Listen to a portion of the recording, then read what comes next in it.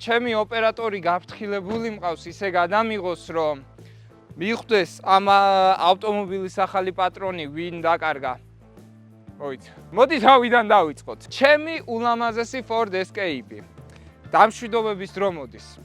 რატომ მოდის დამშვიდობების დრო? იმიტომ რომ დიდი ალბათობით შემდეგ ვიდეოს, რომელსაც თქვენ იხილავთ, იქნება ჩემი ახალი მანქანით, რომელიც არის Ford Mustang Shelby GT500.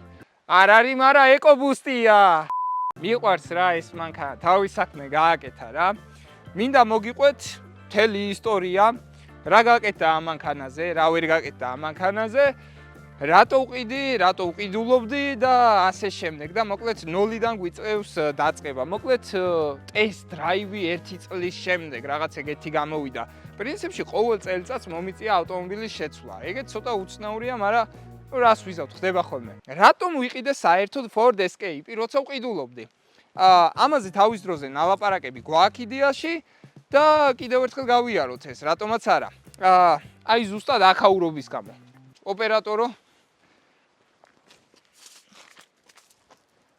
თოლმა რასაც ქვია ბოლო მომიყო. როდესაც Camry მყავდა. გადაადგილება ფიზიკურად შეუძლებელი იყო თოლში Camry-თ. და ეგ არის ძალიან ცუდი ადამიანისთვის, რომელსაც აქვს გაქანებული ნერვოზი და პარალელურად არის სტუდენტი. შესაბამისად, სახლში ჩაკეტვა მომიწია მთელი ზამთრის პერიოდში და იყო ტვინის ბურღვა. ადამიანობის, ყველაზე ცუდი გამოგონება. წინაწამყვანი მანქანა თოლში. ეგ არის ჩემი აზრი, მაგრამ უკანა წამყვანს მაინც ჯობია წინაწამყვანი. მაინც ახლა წინაწამყვანი ნახევრად ელექტრო ავტომობილი თოლში არის ძალიან ცუდი. სხვა თუ არაფერი, ძალიან ცუდია. გაჭედილი ვიყავი სახლში 24/7-ზე და გაგანია ნერვოზი გამიჩინა. ერთი მაგან და მეორე კოვიდმა. გადავწყვიტეთ, რომ ჯიპი მეყიდა, იმიტომ რომ რავი, უკვე დრო იყო, ცოტა დიდი მანქანა მინდოდა. ნებისმიერ ამინჩი მევლო, სადაც გამიხარდებოდა 4-ვე წამყვანი ავტომობილი მჭირდებოდა. ძალიან ბევრ მანქანას განვიხილავდი. Forester-ი, Audi საცხათა შორის Q5-ს, Transit-ს, იმიტომ რატომაც არა.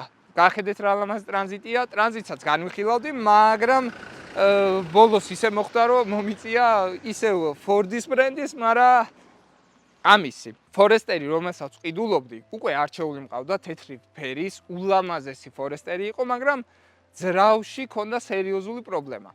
ისეთი პრობლემა, რომ ნახდათ აღარ მიღირდა მაგის წვალება და კიდე თვეები ლოდინი, როდის ამოიღებდნენ ძრავს, როდის დაასერვისებდნენ, როდის ვიყიდი ახალ უკეთეს ძრავს და მოკლედ 1000 პრობლემა. შესაბამისად გადავწყვიტე, რომ მეთქი ამ მანქანას შევეშვები. მართალია 2.0 ტურბო Forester-ი საკმაოდ კარგი იქნებოდა, მაგრამ ვარიატორი ისე და ცოტა არ იყოს მეთანაღრებოდა და მომიწია ისევ ძიება. მერე ბოლოს მივედი Q5-მდე. Q5 ძალიან ლამაზი ავტომობილია, მაგრამ მიწევდა ძველი 2009 წლიანი ან 10 წლიანი. რაც არ არის ცუდი, მაგრამ ახალგაზრდა ბიჭისთვის, რაღაც ცოტა ისეთი ხომ მინდა გართობით რაღაცეები რო ქონდეს რა. შესაბამისად ეგეც არ გამოვიდა. მით უმეტეს რაღაცეები არ მომეწონა Q5-ებში, რაც ვიპოვე საყიდლად და მაგის გამო მომიწია ისევ სხვა მანქანის ძებნა. დარჩა რა ვარიანტები? X1 და X3. იმიტომ GLA-ის ყიდვა დიდად არ მინდოდა, იმიტომ რომ GLA მე არ მომწონს პირადად. X1 კაი ვარიანტი იყო, ფიქრობდი, მაგრამ N20.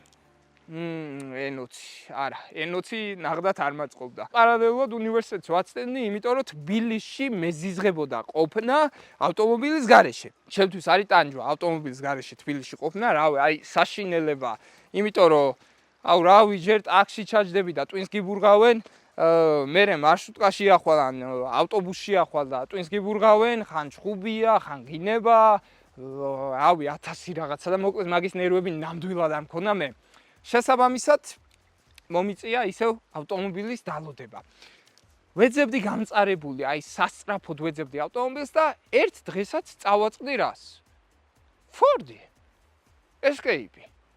ბიჭო, დავიბენი რა. მეთქი, ეს ავტომობილი ვაფშე ნანახი რა პონჩი არ მყავს თქო. მართლა არ ვიცოდი რომ არსებობდა დაჟე მესამე თაობის Escape. ხო და დავინტერესდი, მოვიძია ინფორმაცია. დავინახე რომ პანორამა ჭერი აქვს. უკვე დავიკერე, იმიტომ რომ ერთ-ერთი რაც მინდოდა მანქანაში იყო პანორამული ჭერი. მაინც ცოტა სამარიაჟო ყოფილიყო. ნახე რომ სავარწლის გათბობაც ქონდა. მეთქი ეგეც კაია. ტყავის სალონი. კაია. კიდევ ნახე რომ Sony-ს აუდიო სისტემა ქონდა. ვა. თქვი ახლა, კაია. ელანტრას არ ვფიქრობდი, მაგრამ ლამაზია ელანტრას, ხო იცი? ბევრი კარგი რაღაც ქონდა რა. და დამატებითი სურპრიზები დამხვდა, უშუალოდ ავტომობილი როცა შევიძინე. პირობითად სალონის განათება 2014 წლიან Ford Escape-ში. მეთქი ვა. საბარგულის გაღება ფეხით. მეთქი ვა. გაზლიერება შემიძლია, იმიტომ ტურბოა. მეთქი ვა. ნუ მოკლედ, კარგი დეტალები, კარგი რაღაცეები მოყვა რა ამ მანქანას და ეგ სასიამოვნო იყო, რატომაც არა რა. თარაც ყველაზე მთავარია 4-ვე წამყვანია და არის ჭკვიანი 4-ვე წამყვანი. როცა უნდა წინა წამყვანია, როცა უნდა უკანა წამყვანია, როცა უნდა 4-ვე წამყვანია და როცა ბენზინის დაზოგვა მინდა, ვაფშე წამყვანი არ არის. ეგეც კარგია. ოღონდ მაშინ გაჩერებული დგას ხოლმე ესე რა. აროპკის თემები. ვაიმე. ნერვები მომისპეს. ოღონდ მართლა. აროპკის თემებზეც ვილაპარაკოთ, მაგრამ ეგ მოდი ცოტა მერე გავაკეთოთ, როცა სხვაგან გადავინაცვლებთ რა. ან გზაში ვილაპარაკოთ უშუალოდ მაგაზე. თოლში მასიამოვნა, წვიმაში მასიამოვნა, ოდნა უგზოობაზე ხა ამით ვინც რავი, ამეებზე ადიხართ. რავი, მე თუ მკითხავთ, ცოტა პრობლემები გაქვთ. ან მიწყინოთ, მაგრამ ასეა, იმიტომ რომ არ არის ამისთვის ეს მანქანა გათვლილი, თქვენ გინდათ მეორე თაობის Escape ან პირველი თაობის Escape. ეგ მანქანები არის გათვლილი, მაგრამ ეს არ არის. ხო და რას ვამბობდი? ანუ არ არის რა ეს მანქანა გათვლილი ეგეთი უგზოობისთვის რა. ცოტა თოვლი, ცოტა წვიმა, ცოტა რაღაცები კიდე შეიძლება, მაგრამ ეხა ზოგ-ზოგიერს რო გინდათ რაღაც სიგიჟეები, ეგრე ვერ იზავს ეს მანქანა რა. არ არის მაგისთვის.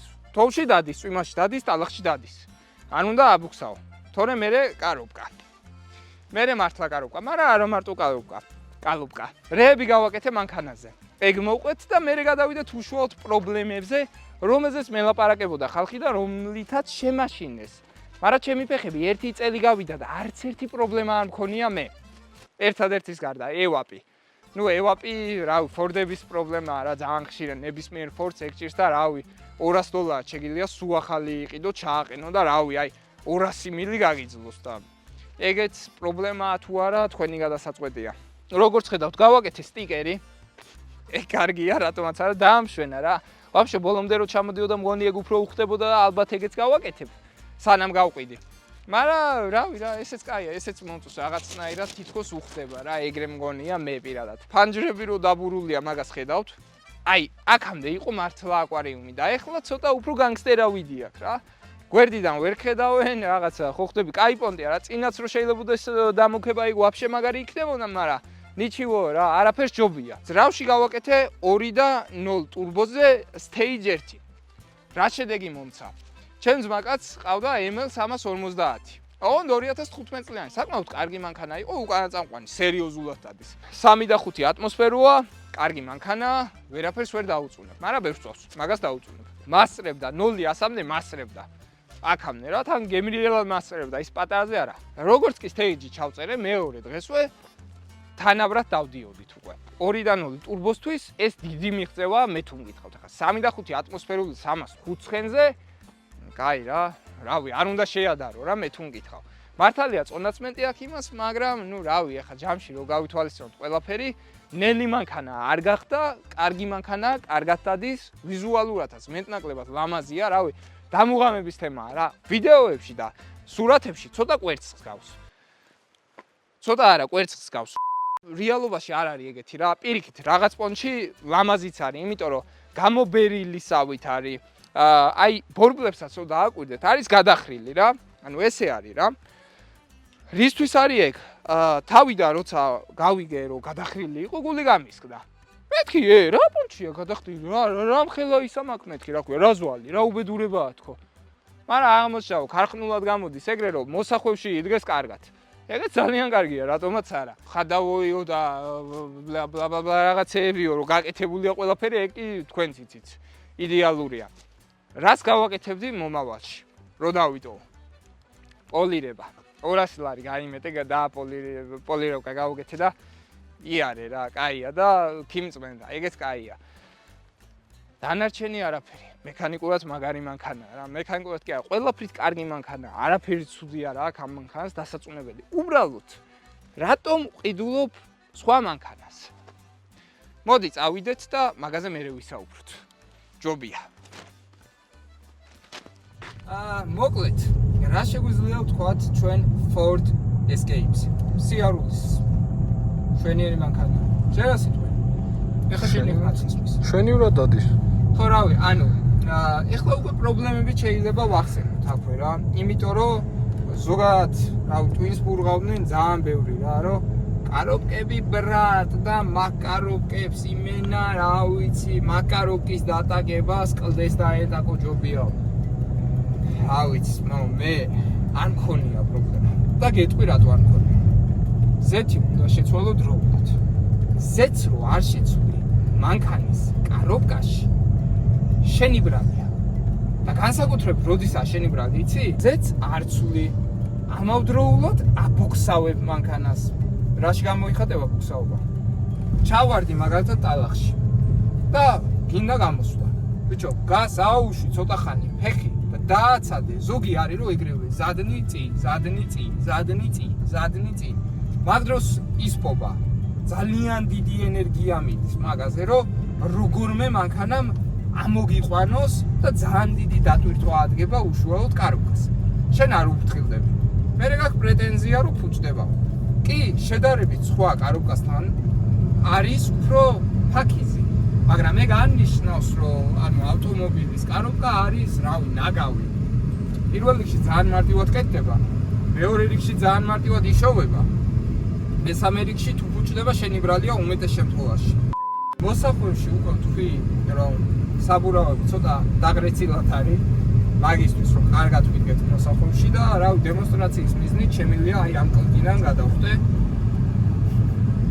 მაგის დემონსტრაციას არ ვაპირებ, მაგრამ აი რავი, როგორი მანევრი აქვს თქვენ გამოიტანეთ დასკვნა. წინა წამყვანი Camry-სთან შედარებით უფრო კარგად ეს დგას მიწაზე რა. მაგის ხარჯზე რომ ეს საბურავები თავისაფრ შვება რა, რეალურად კარგად არის გაკეთებული, მაგრამ ზოგიერთი პოსტი შემხვდა ამ ბოლო დროს რომ ისო რა ქვია, გასწორება შეგვიძლია მაგის. ბიჭო, გასწორება კი შეგიძლია, მაგრამ ტრაკი იბარბაცებს, ესე იქნება. რავი, თუ გინდათ მოგაასწორე თქვენი ნებაა, მაგრამ მე არ გავასწორებდი არავითარ შემთხვევაში. რავი, მანდაც ბევრი ტყურდება ხოლმე რა, რეალურად არ არის ეგ ხარვეზი, რომ ესეა პრობლემა. ეგრე არის ქარხნულად გამოშვებული, ეგეთია. კიდე რა შეიძლება რო ვთქვათ, პრობლემებში. კიდე რა სამბობ პრობლემებში? ტურბინას ალბათ. დიდი ალბათობით. ტურბინაზე შეიძლება თქვა, მაგრამ ტურბინა ამას აქვს თავისი და უპრობლემოა. ძალიან კაი გამახსენებ. ტურბინის მოვლაც არ იცის ძალიან ბევრი და მე წუწუნებენ ფუჭდება. ბიჭო, ტურბინიან მანქანას რო აგაზავებ და ეგრევე ჩააქრო, მოისპობა. ცოტა ხანი უნდა გააჩერო, მიცე საშუალება რომ გაგრილდეს და გამორთო. 1-2 წუთი მე ყოველთვის ვაჩერებ ხოლმე მაგის გამო, რა, აი ოდნავ ჩქარაც თუ ვიარე. ვაჩერებ, ან ბოლო მომენტში რავი, ნელა დავდივარ, კუსკუსებ, გასფეხს არ ვადგავ და თავისი დამყავს, თავისი ხოდით, რომ ხო ხდები რა გაგრილდეს მანქანა. წყლის სისტემასაც ერჩია თითქოს, მაგრამ რავი, არ მქონია არც მაგაზე პრობლემა. მოკლედ, ან მაგრა გამიმართლა, ან კარგად უვli მანქანას. ეგ თქვენ გადაწყვიტეთ. ეხლა უყურე. რას ვაკეთებთ? ავტომატური პარკირება აღიქვა, მიუდექი მანქანას. მიჩვენებს რომ კი ვხედავო, წადიწინო, გააჩერეო, ჩააგდე ზადნში. ეხლა უყურეთ. და როგორ ვენდობი? ესეთი ნდობა მაქვს.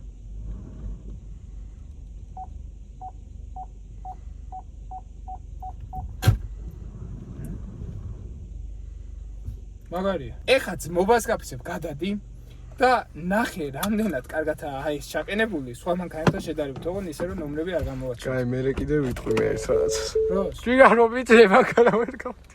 არა, მე გავალ ძმა. კარგი.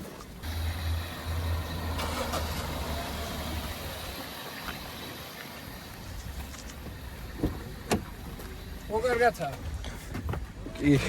რა სხვა მიწე? ხახეს ლამის შევასკდი. ლამის არა შევასკდი. საღორ. აჩქარება. აქვს. თან მაგრა აქვს.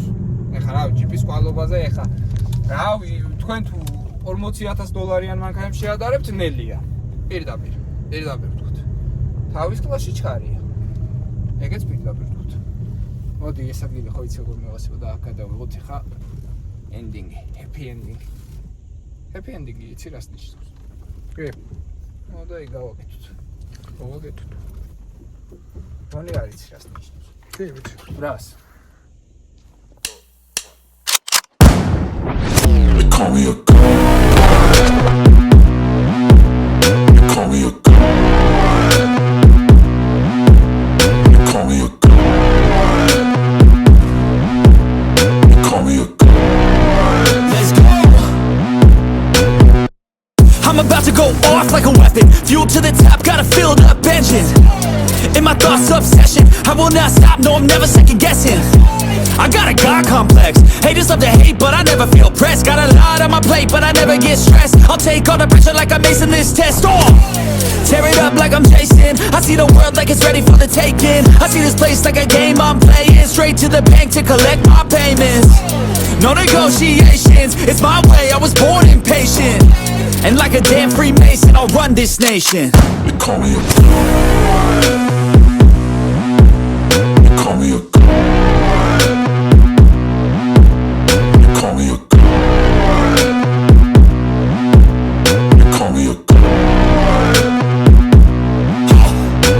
ბევრი კარგი მოგონება მაჩუქა.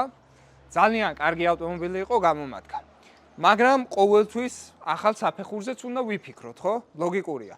შესაბამისად, ახალი საფეხური უწევს მუსტანგი. ბოდიში გიხდი? არ გეწყინოს? მე არ მეწყინო. ხდება ხოლმე მსგავსი რაღაცეები რა. თქვენც კარგად იცით, რომ მართლა გულით ვუვლიდი ამ ავტომობილს, იმიტომ რომ ეხა Camry-საც ვუვლიდი, რატომაც არა, ვუვლიდი, მაგრამ ეს მანქანა ჩემთვის უფრო მნიშვნელოვანი იყო ვიდრე Camry. უფრო პრემიუმი იყო, უფრო ძვირიანი იყო, უფრო ძლიერი იყო, უფრო საკაიფო იყო. Camry, რა თქმა უნდა, ჩემ არხზე ლეგენდად ერჩება, მაგრამ მინდა რომ ეს მანქანაც აღიკვეცოს ნამდვილ ლეგენდად. იმიტომ რომ კაი მანქანაა, მართლა კაი მანქანაა და გულით მინდა რომ ვინმე წესიერს ყავდეს. და არა ისეც რომ დასტუკავს. იმიტომ რომ მიყვარს ეს მანქანა რა, დაჟე კომუნიკაცია დღემდე მაქვს Camry-ის პატრონთანაც და მინდა რომ ანალოგიური ურთიერთობა ჩამომეყალიბდეს ამ ავტომობილის ახალ პატრონთანაც. იმიტომ რომ ბევრი კარგი მოგონება მაჩუქა როგორც უკვე გითხარით. და დარწმუნებული ვარ რომ ახალი პატრონი ვინც იქნება იმისთვისაც ძალიან მომგებიანი იქნება. კარგი მანქანა უნდა იყოს, რადგან პირველ რიგში მე შევაკვდი, მეორე რიგში ხელოსნები შეაკვდნენ იმ პონჩი, რომ ყველაფერი კარგად ყოფილიყო და მესამე რიგში ჩემი მანქანა და მაგიტო იქნება. ანუ ავტომობილი, აი უეჭველი ვიცი, კიდე ძალიან ბევრი წელი გაძლებს. ძალიან ბევრი. მაგაზე ეჭვი არ მეპარება წამითაც კი. იმიტომ მუსტანგი. შემდეგი ვიდეო ავტომობილზე ყოველ შემთხვევაში უეჭველი იქნება მუსტანგზე. ბოლოს სიტყვაობაში ცოტა მოვიკოჭლებ. ლამისაა რემლები წამომივიდეს. გამომწერები მიყვარს, ვაფასებ და იმათმაც უნდა დამაფასონ, რა თქმა უნდა, მაგრამ ვისაც გამოწერილი უყავა რეალურად, იმას მართლა უყვარ და მაგას ვაფასებ. თქვენ, აი შენ კონკრეტულად, შენ, იმას ნუ იყურები იქით ბიჭო, შენ გელაპარაკები, შენ, მაგრამ მევასები ჯიგარი ხარ. ლაიქი დაარტყი და მითხარი რომ შენც გევასები. ოღონდ მაკაცურ პონჩი. ხშირად ის შემთხვევაც გქონია, რომ ეგ მანქანა რამ გაყიდინა. რამ მაყიდინა და შენ. ეხლა ის გადაგვრჩა გიო, რომ კადრები გადავიღოთ ძალიან ლამაზი და ჩემი ნომერი ქვემოთ იქნება დატოვებული ლამაზმა მანდილოსნებმა დარეკეთ ვისაც ყიდვა გინდათ. ყიდვა ვისაც გინდათ. არა მარტო ყიდვა. წავედით.